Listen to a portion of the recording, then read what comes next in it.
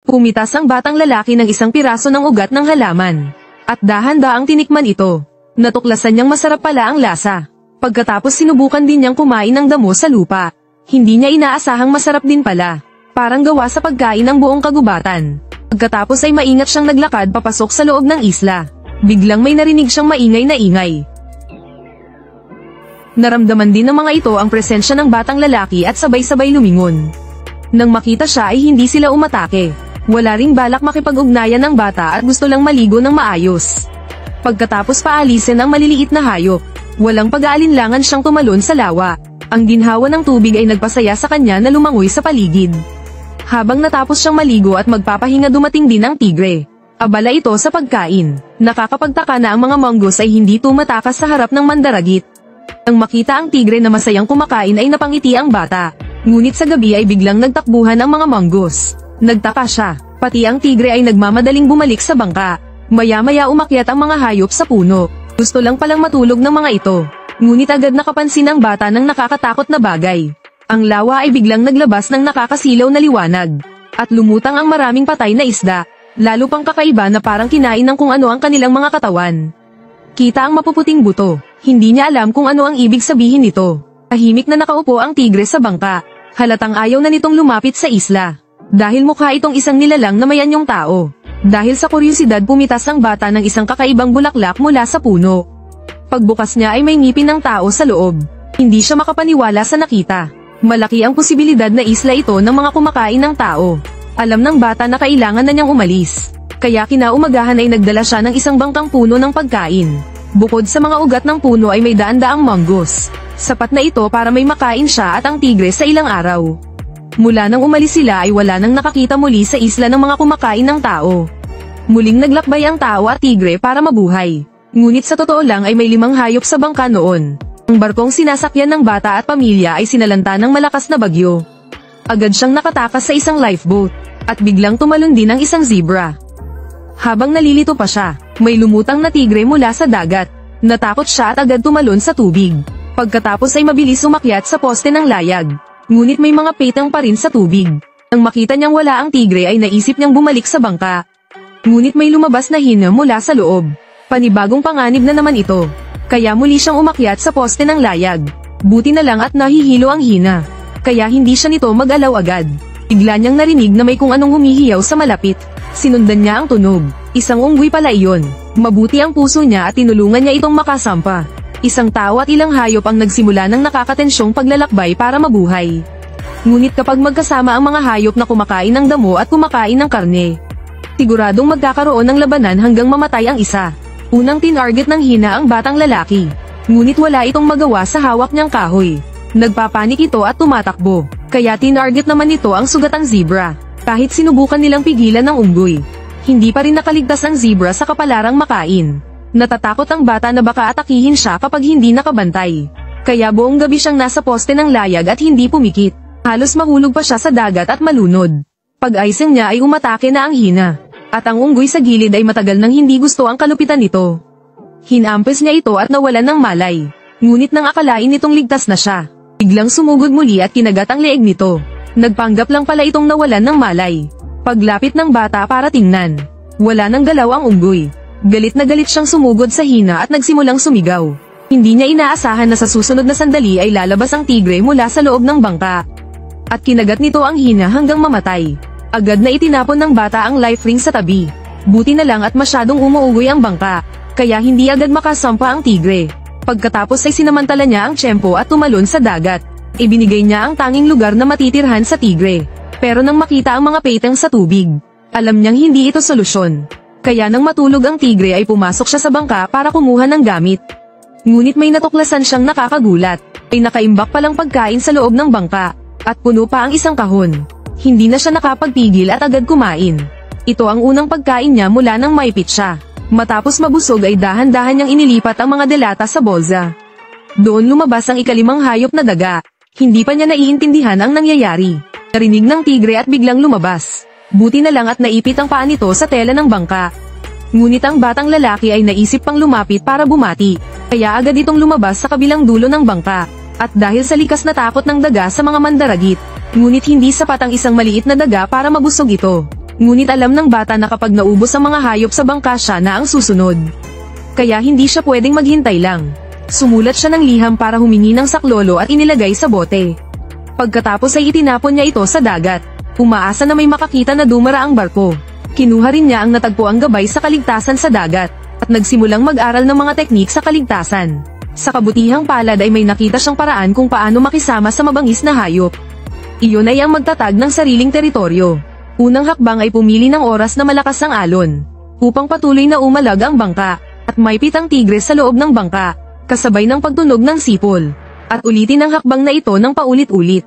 Sa ganitong paraan tuwing maririnig ng tigre ang sipol, may isip nito ang hindi magandang pakiramdam sa bangka, at sa ginawa ng bata ay nagsimulang malito ang tigre. Nang makita niyang nagsusuka ito, agad siyang umakyat sa bangka para bawiin ang teritoryo. Ayon sa patakaran ng kaharian ng hayop, kapag ihi ka dito, ibig sabihin ay iyon na ang lugar. Ngunit tumawa lang ang tigre. Hindi ka pa handa makipagpaligsahan sa akin sa pag-ihi. Nang hindi gumana ang paraan mula sa libro, nagpasya ang bata na subukan ang sariling paraan. Ituring ito bilang alagang hayop at pakainin. Kahit na ito ay may bigat na 200 kilo. Pusa pa rin ito sa kanyang uri. At ang mga pusa ay maaaring sanayin. Mahilig sila sa isda, di ba? Kaya ibigay ang gusto nito. Ngunit kahit maghapon ay wala siyang nahuling isda. Nang makita ng tigre na walang maaasahan sa tao, tumalon ito sa dagat para mangisda. Ngunit mas sanay ito sa pag-akyat sa puno kaysa manghuli sa dagat. Kaya natawa ang bata habang pinapanood ito. Ngunit biglang lumiko ito at lumangoy papunta sa kanya.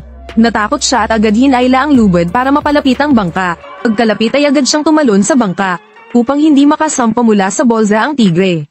Agad niya itong binawi pabalik sa bangka. Hindi akalain ng tigre na sa pag-alis nito para mangisda, mawawala ang kanyang tirahan. Kaya kumuha ng palakol ang bata at planong patayin ito. Ngunit nang makita ang kaawa-awang anyo nito, hindi niya nagawang gawin, sapagkat sa gitna ng malawak na dagat, ito na lang ang tanging kasama niya. Kaya nagpasya siyang ibalik ang maliit na bangka dito. Pagkatapos ay naghagis siya ng tabla para makasampa ang tigre. Upang mabuhay kailangan nilang magkasundo, at sama-samang malampasan ang pagsubok. Habang lumilipas ang mga araw paubos na ang pagkain, kaya nagpasya ang bata na sumugal. Gamitin ang natitirang tira para mangisda. Hindi niya alam kung may mahuhuli.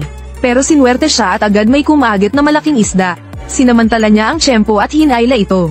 Tila may bigat itong ilang 10 kilo. Ginamit ng bata ang buong lakas para mapigilan ito. Pagkatapos ay dali-dali niyang kinuha ang palakol. At walang alinlangan na tinaga ang ulo ng isda. Ngunit nang makita ang paghihirap nito, hindi siya nakatiis. Ngunit para mabuhay kailangan niya itong gawin. Sa huli ay ibinigay niya ang isda sa tigre. Labis ang tuwa nito nang makatikim ng isda. Ito ang naisip ng bata na pinakamabilis na paraan para masanay ito.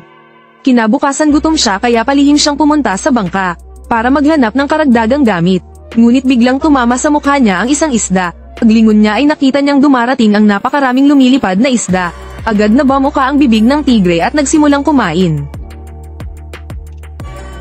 Nakahinga rin ng maluwag ang bata. Hindi na mag-aalala ang kaibigan niya sa pagkain. Ngunit biglang may tumalon na bluefin tuna mula sa dagat kasama ang mga isdang lumilipad. Marahil ay nandito ito para manghuli ng mga iyon. Ngayon siya naman ang magiging pagkain. Sapat ito para may makain siya ng ilang araw. Kaya ayaw niya itong ibigay sa tigre. Agad silang nagagawa ng tigre. Itinaas ng bata ang kahoy at tinakat ito. At sa gulat niya ay umatras ito. Naging maingat ang tigre at kumain na lang ng maliliit na isda sa lupa. Kaya nagpasya ang bata na lubos na pasunurin ito. Nang maubos na ang mga isda sa bangka, kinuha niya ang kahoy at tinukso ito. Dahil sa likas na ugali, agad na naakit ito sa kahoy na hawak niya. Ngunit hindi ito ordinaryong pusa. Sa patuloy na pang-aasar ng bata, nainis ito, at biglang sumugod sa kanya. Ngunit sa isang sigaw ng bata ay umatras ito. Para mas masanay ito, kinuha niya mula sa bag ang isang piraso ng isda, at dahan-daang iniabot dito. Nang makita ang isda ay tumitig ang tigre. Para lamang makakain ay iniwan nito ang pagiging hari ng gubat, at humiga na parang pas ang maamo.